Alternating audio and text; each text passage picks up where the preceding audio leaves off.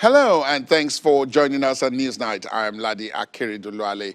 My guest on today's edition believes that Nigeria's youth are an untapped resource for the country and that the emphasis on negativity where they are concerned is not helping anyone. My guest also says the traditional institutions are essential to tackling the many challenges the nation faces, including insecurity. Newsnight talks to the Ooni of Ife, His Royal Majesty Enitan Adeyeye Ogunwusi Ojaja II.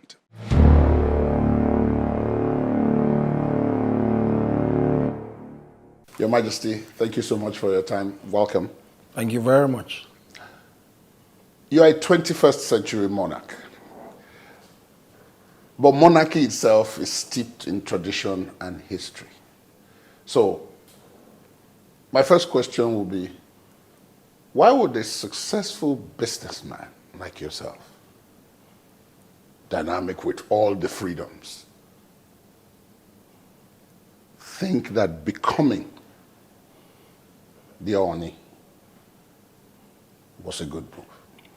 Well, thank you very much. What is critical in life is destiny. Destiny can never, ever be manipulated nor changed. For me, I am more philosophical on this very sensitive issue you just touched. Because being a monarch, being Ooni of Ife, completely turned my life around. Despite the fact that it has been foretold that there are so many strange things about me and around me, my growing up, I've always lived a very, very strange life. So for me, when I was in the private sector and growing up, I've always been a very restless child. But when destiny actually set in, my whole life was completely arrested. And I didn't have any choice to succumb to all the forces of nature and the ultimate conspiracy of the universe to bring me to the highly exalted throne, because it arrested the most critical thing in my life, service to humanity. There's no platform I can get greater than this to serve the entire humanity. Most especially the oppressed, the downtrodden, and the forgotten in the society.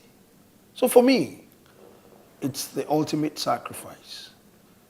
But the joy that I have every day is I am fulfilled.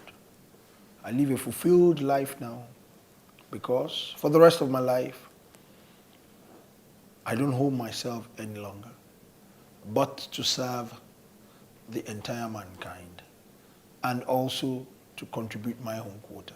So for me, it's more of a sacred calling.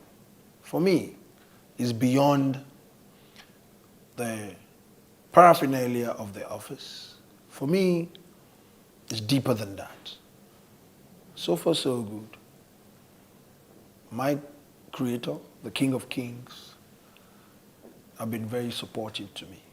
Yeah, there will be challenges up and down, but for me, it's a complete turnaround for my life. One of the very first things you did upon becoming Ooni was to visit many traditional rulers. In fact, I was present in Akure when you came to visit the Deji of Akure. And it was said then that it would be the first time the Ooni would come to that palace in recorded history. You went to see the Alaafin, and hundreds of years had passed when last such a meeting took place. What was the thinking behind that? You also went to see other people elsewhere, other traditional rulers, even across the country. Why did you think that was important right at the start? Thank you very much. Before I became a king, I met some of them there. As a result of that, this is the root of all of us. There's no way you can tell your story in Yoruba land that you will say you didn't pass through Kingdom of Ife. You might say you didn't originate. So many people bring, but you will say you must have had a relationship with Kingdom of Ife. But the truth is, this is the cradle of civilization of mankind. It's been even proven scientifically. But beyond that, some children are greater than their fathers. Obviously, our current president is greater than his own father. His father was never a Nigerian president, but he is the current president of this country. So, it's important for you to know some very sacred things about your life, whatever position you are. Number one, put supremacy aside. In a very cosmopolitan environment, a Republican race, it's difficult to sell supremacy. Put it aside. It's not going to help the race because they are very highly opinionated people. Let everybody come together. Serve. Be a servant. Let your monarchy serve people. That's the essence of monarchy. So for me, I got to the throne at a very young age, in my 40s. I met some that are older than me in age. By virtue of that, I must respect them. Yorubas will say, Adeoba, mo de Adeoba, mo je oba, ṣùgbọ́n mi ò jẹ ọjọ́ orí. What it means, I have become a king, but I have not become an older person by virtue of my age that I was born in the world. But I've only become older person because I am sitting on the seat of our ancestors. There's a clear difference between respecting Ooni Adeyeye and respecting Ooni of Ife. Two different things.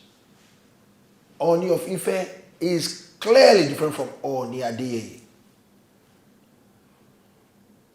So for me, The person and the office. absolutely, two different things. So for me, I deciphered this. And I said, for me, three things on this throne. To become a king, God has given me that, number one. Number two, to be old in age, God has not given me that yet. I need to tread cautiously. I need to respect the older ones that are in that position before me, or that will even come after me. That will be crowned after I've been crowned. The third one is for me to be very old on the throne. There's a clear difference between for you to be old in age as a person and for you to be old on the throne. So if I can get the three things, it's a blessing from my Almighty King of Kings. So I now checked round the ones that are kings, honor to them. The ones that are old in age, a greater honor to them. The ones that are old on the throne, the greatest honor for them. That actually made me to say, you know what? Actively for 10 months, I was on the road. I visited every corner, including outside this country. A lot of people don't know that looking at Ghana as a country, a portion of it is clearly Yoruba land, the Ga people. They are Yoruba people. They migrated directly from Ife. And the head of their kingship is Ga Manche. The whole of Accra is Yoruba land.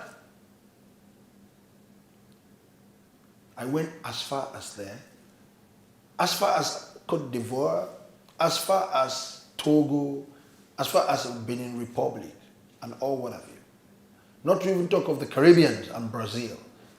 In fact, I've not even covered it. So for me, it's critical for us to unite as the single largest race in the world. Let me bring you to more, shall I say, contemporary matters. I will still return to the theme of the monarchy and Yoruba land, which you mentioned. One of the things you mentioned in answer to one of my questions was the issue of the youth. And some would say it's natural that you would show an interest in that area. But I listened to an address you gave at a gathering in Abuja not too long ago. And you were very impassioned. I think you spoke that day for about 12, 15 minutes. But the whole hall was silent as your speech went on and on. But the nub was that you said every solution that had been brought about when people were talking about security, development, and so on, somehow, in your view, they left out the most important ingredient, the most important people who could take this. And I wondered, the people you're talking about themselves, that is the young, do they see themselves in that role? The way you saw yourself, as you just explained, even before you became Ooni, as a different person, as someone with imagination, as someone who had responsibility, who saw himself as destined for greater things. Do you see most of the youth who would probably, in the way you spoke, be part of the solution, being ready to do that, given all what we hear and what we know about them? What has been your own experience interacting with them? It's a very deep thing, you know, I just laughed. And a lot of people don't know the dexterity and the depth of Nigerian youth. They're going to wow you. They do things to the extreme. When they want to be bad, they will be bad to the extreme. When they want to be good, they will be good to the extreme. They are the engine room of the current millennium. You said I'm a 21st Century monarch. Century monarch. Things have passed. We are running a digital economy in the world. They are fast. Their brain is fast. They do things pretty fast. If you don't catch up to them, you are going to be in trouble. So as they are fast, it can either go negative or positive. But people tend to look at them in that negative perspective. But you can turn negativity to positivity. That's what I like to tell leaders in this country. Like a good example, a small digression. They will go and arrest illegal people doing refinery, making equipment to refine crude oil. They will put them in jail, put them in DSS. How can a nation do that? Pick their brain, sit down. How are they doing this? And they are refining and it's moving some certain cars. Maybe it can eventually knock the engine. Maybe they didn't refine it well. But how have they been able to develop that local industry, local equipment? Then take it to another level. A typical example of what they did in China. Chinese people sent their brains out of China in the 50s for espionage. And they came back home. And they will bring everything down and rebuild it and put it as made in China. So for Nigerian youth, I'm always very passionate about it. I can go on and on about them. Some Nigerian youths today, you won't believe it, their dreams. They want to buy all those whole generation banks. Even banks that are like 30 years old. Not even talk of the 125 years, 130 years. You know, because the way I just asked them, why are you thinking this big? They said, look at it. It's a digital economy. We're going to keep all our database in the cloud. I looked at the sky. Where? In the cloud. They said, what are you talking about, Kabiyesi? The world has moved. The rate at which they are growing digitally is out of this world. I'll give you a typical example. You are saying they are not seeing themselves like that. Look at NSAS. I look at the positivity side of NSAS. Anytime I have opportunity, I'll tell our leaders, you are blaming these young people. It was hijacked from them. Initially, some of their sect had good intention. And I know them because I relate, it's their throne. I've dedicated this throne to the youth of this country. So I am open to the good and bad, and even the ugly out of Nigerian youth. They've been able to use digital means to settle problems. They will answer calls and ask you of their location, your location that you've been attacked. And they will go inside a particular software and they will nip your location. Your car that was destroyed, they will come and give you food at that location. And they will fix your broken windscreen. And they were distributing food with ease. At the toll gate and their different spots. They were so organized. Every day, 11:45, they will upload their record. Every money they have spent.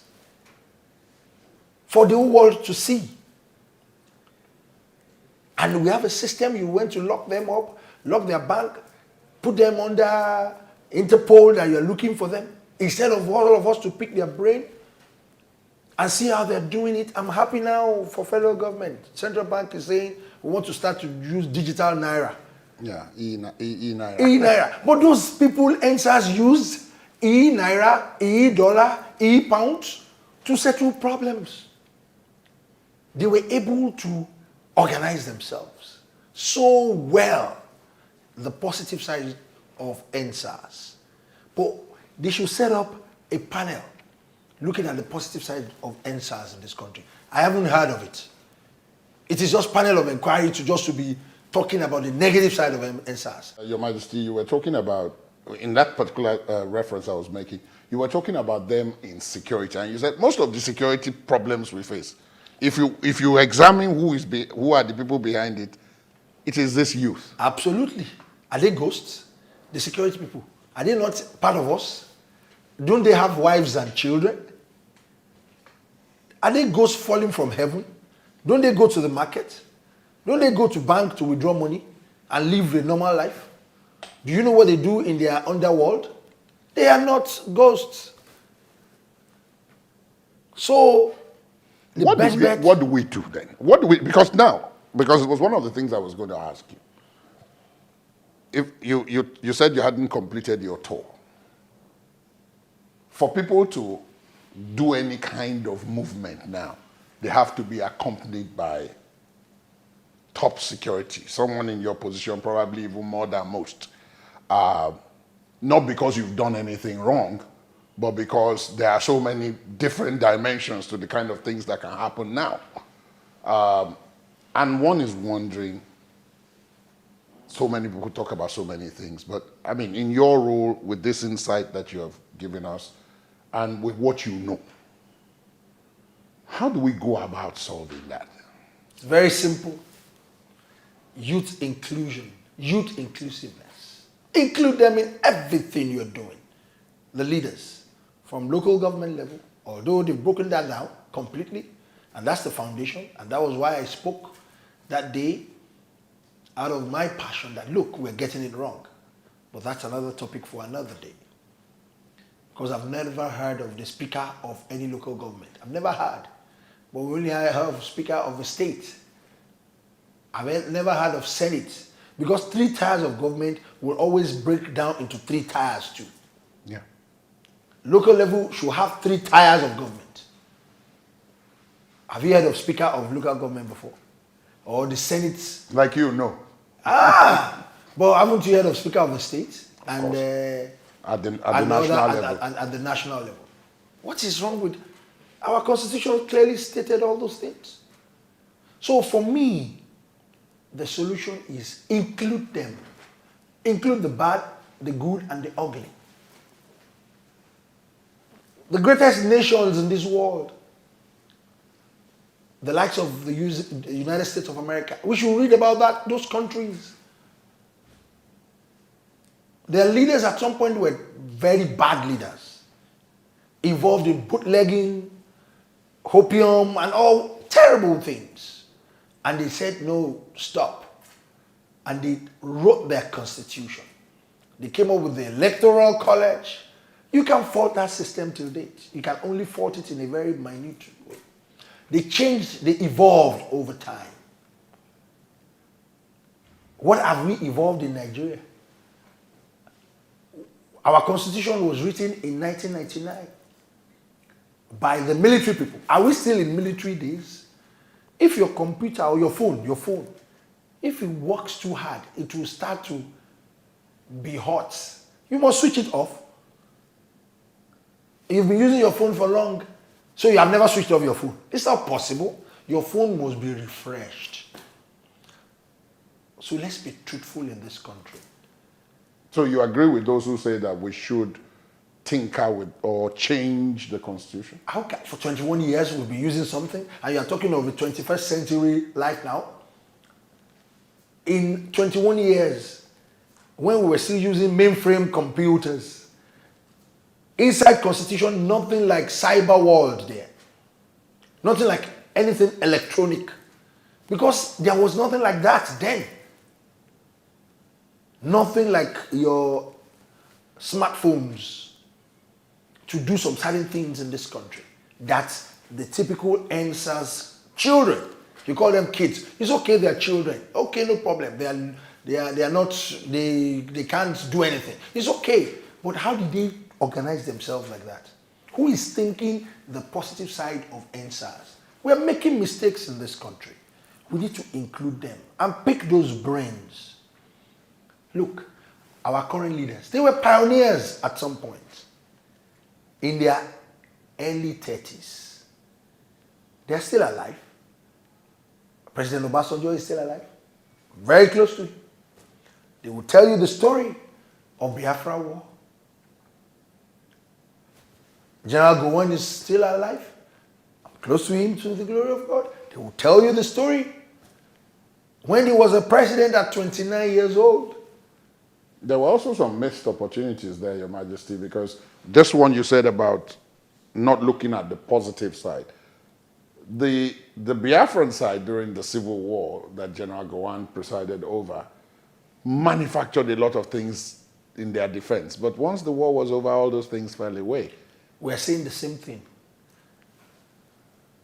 The people actively to continue to hoil these things are the vibrant in the society, and they are the youth of this country. They were youths then, and they were pioneers. These guys that we are calling Nigerian youth, they are about to pioneer anything now. Anything you pioneer, you will take leadership. We are all seated on a keg of gunpowder. And that's the truth. Because whenever you pioneer, okay, look at it. We were ready in Nigeria. There was nothing like Nigeria in the 50s. It was just a name that they were trading with.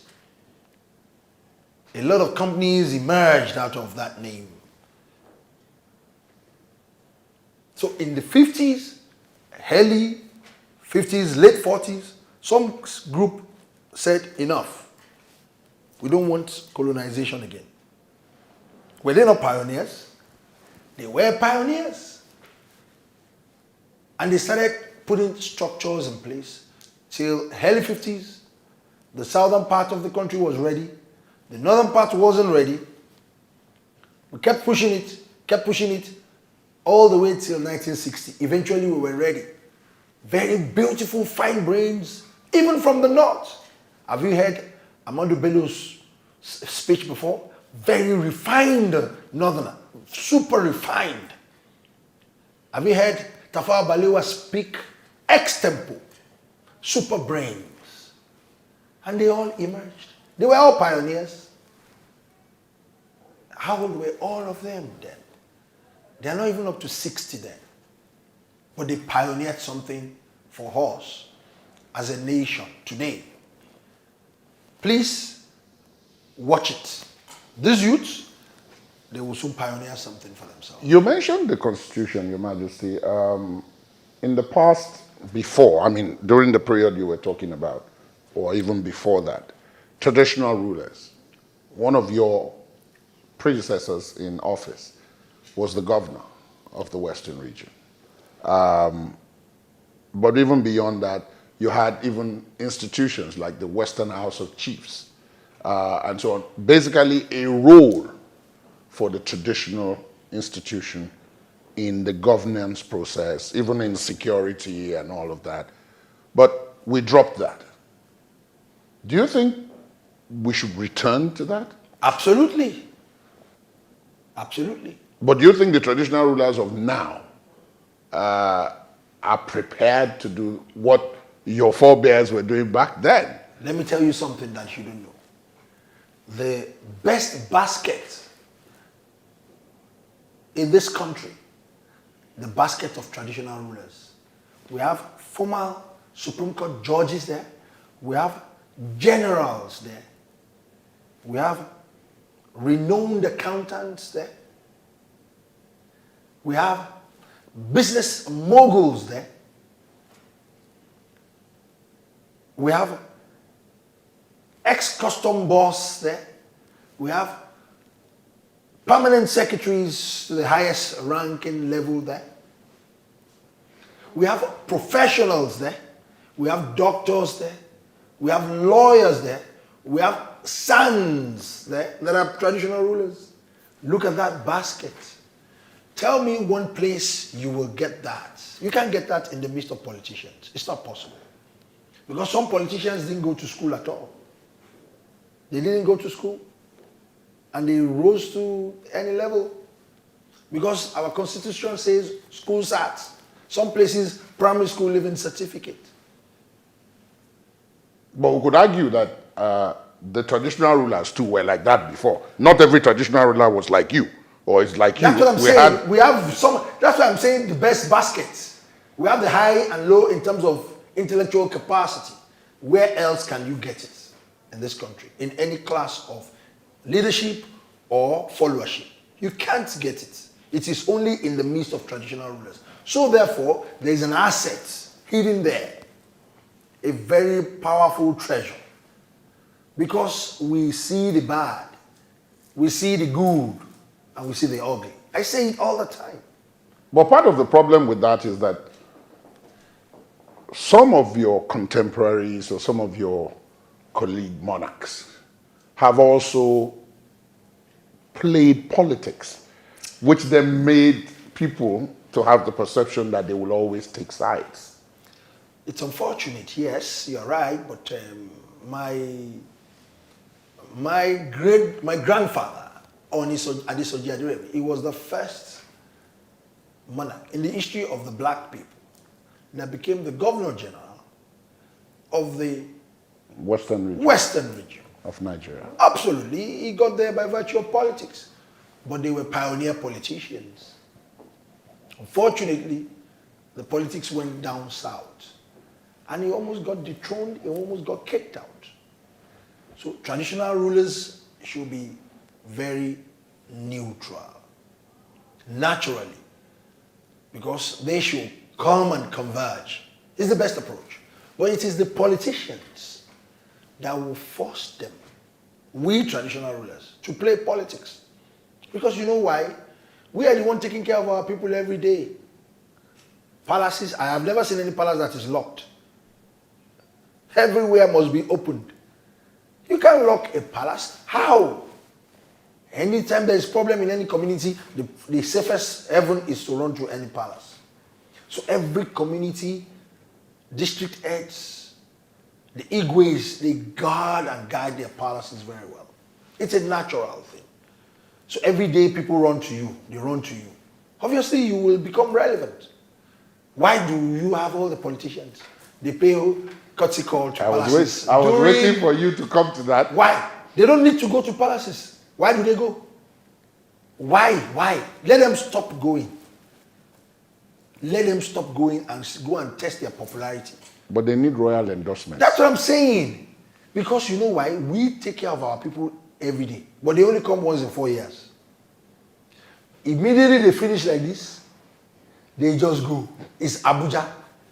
Abuja, Lagos, Port Harcourt. They leave us in those bushes, in those suburb areas, and we'll wait for them till the next 4 years. One of the things, Your Majesty, that we have continually had to deal with is the fact that people link our security challenges to economic problems and link those economic problems to political problems. If you don't tackle the economic challenges, a lot of people will be forced to do illegal things because they have to survive. And if you don't tackle the political challenges, then you don't get the right policy to deal with the economic challenges. Coming from both what you were and what you are now, if you take a look at it holistically, in such a situation, what do we do? How do you mean by what do we do? Which one do we go after first? Is it the political problems, the economic problems, or the result from both the economic and the political problems? Well, what is fundamental and will forever be fundamental anywhere? Security challenge is a bedrock of any nation building and nation development.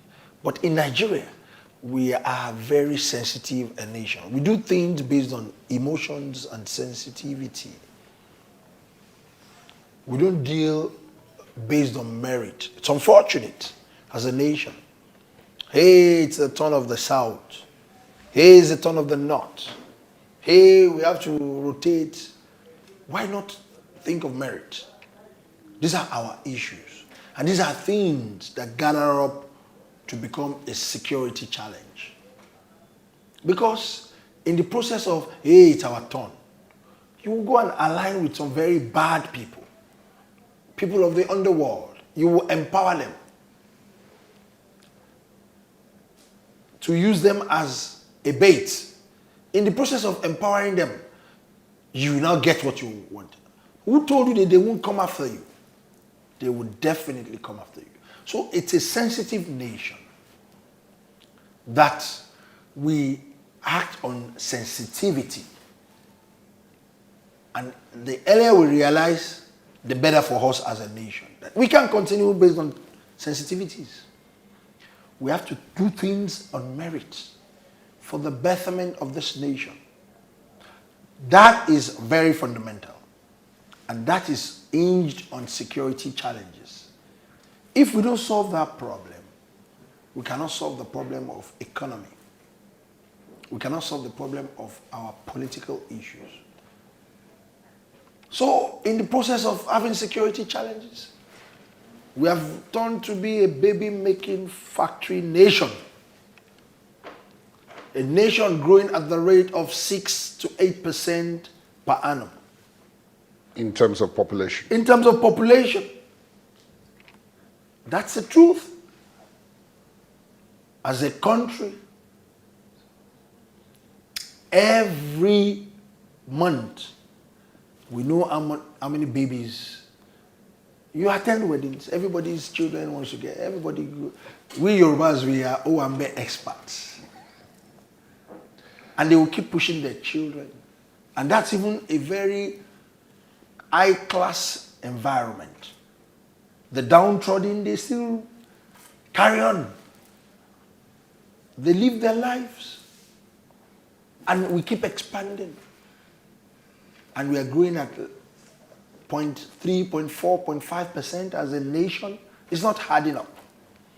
So we'll continue to have that security challenge. But to the glory of God, in the last 6 years, I've been watching this government. I'm praying for them, for things to turn around. It's unfortunate how they found themselves. But this time around, but people don't know that the economy has grown the last quarter about almost 6%. It's never happened in the last 6 years. It's a credit for us to celebrate in this country. It is a huge one. We've been growing less than 1% before. But now, a particular quarter, we are almost at 6%. So we should keep encouraging for things to get better. If things get better, you know, in a particular place, if you put a dog to rule, a dog will rule. You know why? The system is entrenched. So there's a limit. So you can't come and, a dog cannot come and mess up the system. So we let us entrench our system, our institutions. Once they are very entrenched, leadership, you know, some will call it devolution of powers, some will call it restructuring, whatever name you want to call it. But it is important we need to sit down and talk. You and some of the other monarchs in your position are, shall I say, it would appear torn. If we take you as a Yoruba monarch, there are people who say that we should go our separate ways and do a republic. The same thing is happening in the East, parts of the North as well. But as traditional rulers to whom these people relate directly, how difficult has it been for you to maneuver your way through without appearing to support or oppose? Yeah, that's the position of the leadership we find ourselves. But the truth be told, people are just frustrated. People are frustrated. People are very frustrated. And that's why you're seeing agitation left, right, and center. I just told you, the economy that is growing at less than 1%, that's so fractional a growth. It's as if nothing is happening. So it's frustration. If things are in place properly, if institutions are properly entrenched, we're not going to be having such agitation at all. But for me, it's rather a sensitive matter because I blame the people that are agitating because they are youth. Because they are very afraid of the future. What does the future hold for them?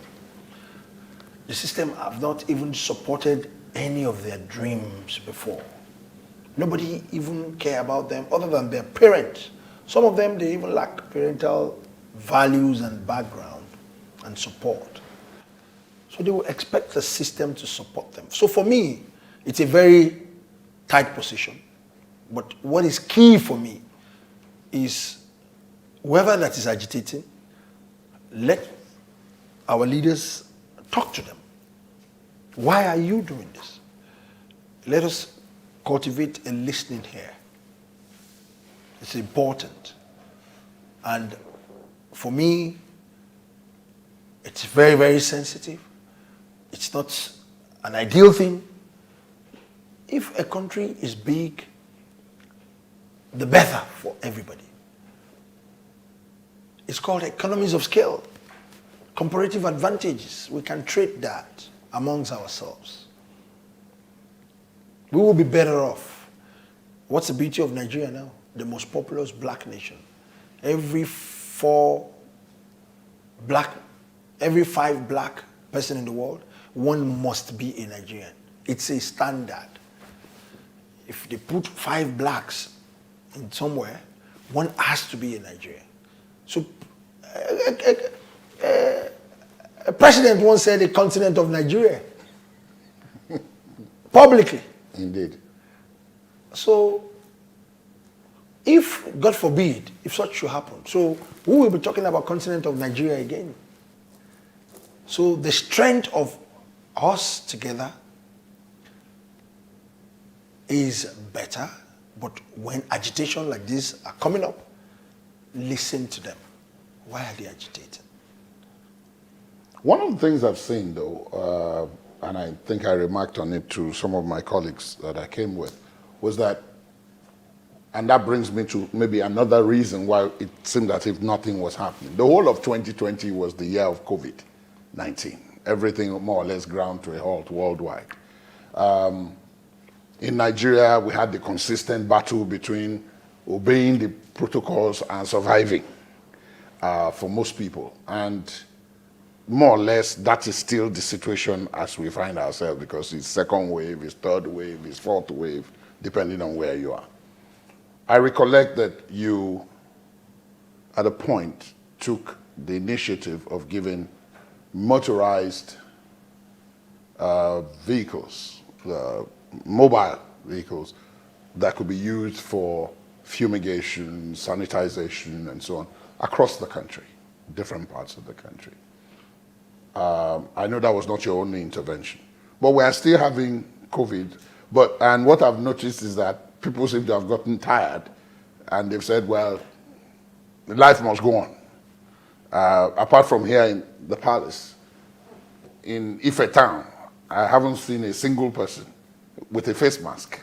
I'm wondering, again, is that another place where you are torn between the welfare of the subjects and their health? Yeah, thank you very much. For me, as a traditional ruler and a royal father, I will go a bit spiritual here, because to me, what you don't know the cause still becomes a mystery. Till date, COVID-19 is still a mystery. So spirituality is very synonymous to mysterious things. So we'll keep praying for a nation. I do that very deeply. We do a lot of consecration, a lot of meditation spiritually, because I'm the spiritual head of the Yoruba people. The spirituality of our race still resides in Ife. That's the bedrock of our race. And everything we need to do spiritually, we do it. Why am I saying all this? We have been very fortunate as a nation. We have been. I have to tell you the truth. For some reason, it hasn't gone haywire. And I will even thank this government. Their response has been fantastic. Look at Lagos State. The governor is always on his toes. Look at PTF in Abuja. The minister came here today, Minister of Health. I just had to thank him that, I look at you, you stand for 4 or 5 hours on TV when you are giving report, SGF, the president of a country, in that area. In fact, the Western world said, forget Africa, forget Nigeria. We can't even survive it. The whole country will just be in chaos. So far, so good. God has actually, something, conspiracy in the supernatural world, conspiracy in the universe has been to our favor. I want to bring you back home, as it were, now, and talk about the fact that, or ask your view, because I noticed I was present at an event you attended where a young man put together a book about proverbs, Yoruba proverbs. It's a form of awareness, education. And you came all the way from here to Akure then to attend that event, even though it was very difficult for you to get away and all that, but you insisted you were going to come. Many of the children that we have now, including some of the youth that you talked about earlier, can't speak indigenous languages. They speak English because it is what their parents speak to them at home first, and then when they go to school, it is reinforced, and all the people they meet are speaking English. So, for instance, Yoruba is spoken by less and less number of people in terms of being fluent, and then there are, in fact, lesser people who are writing it now. Are you worried about that, or do you think it's also part of the movement that we are going through worldwide, and it isn't really that much of a challenge? I'm very worried about it, and we're doing a lot of work on this throne as far as it's concerned. We have set up different institutions, and we have one slogan, So Ede Yoruba Si Omore. We launched it in the US, in the United Kingdom. It's now very popular all over the world. We printed about 3 million copies of sticker. We're able to consume that. Then the university here around us, in Ife, we're very lucky. is 45 square kilometer radius. We have about 25 universities. The pioneer one is around us is Ife. So we are encouraging town-gown relationship, especially blending culture and education. By virtue of that, history taken away from our curriculum, there's a way we're trying to bring it back. There's a way we're trying to, if we keep complaining that things are bad, people are not speaking Yoruba to their children, we are encouraging parents, we're encouraging even children, the beauty of it.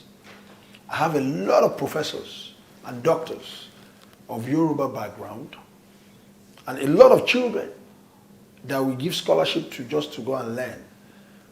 We're building Ajumoseoduduwa in Ife now.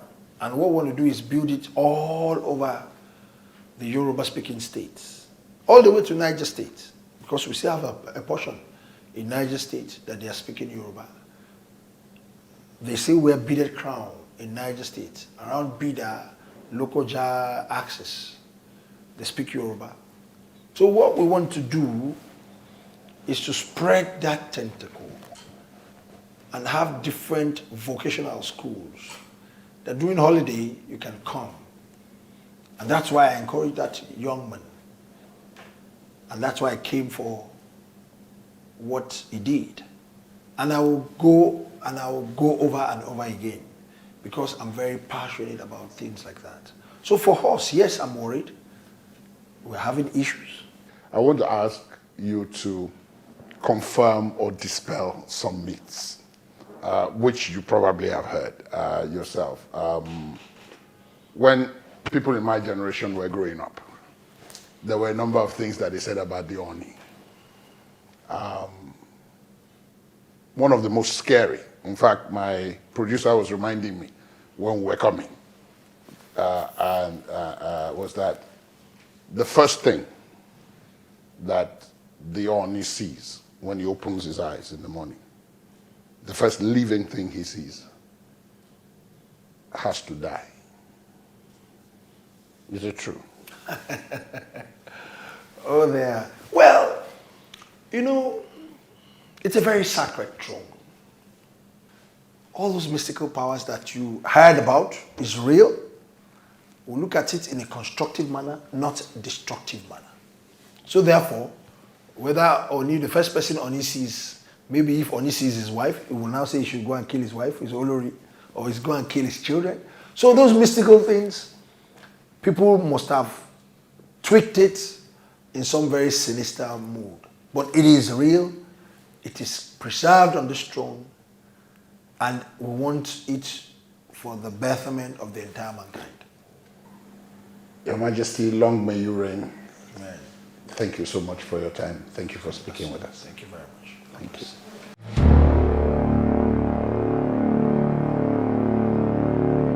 That's Newsnight today. Thanks for watching. Would like to hear from you on the conversation.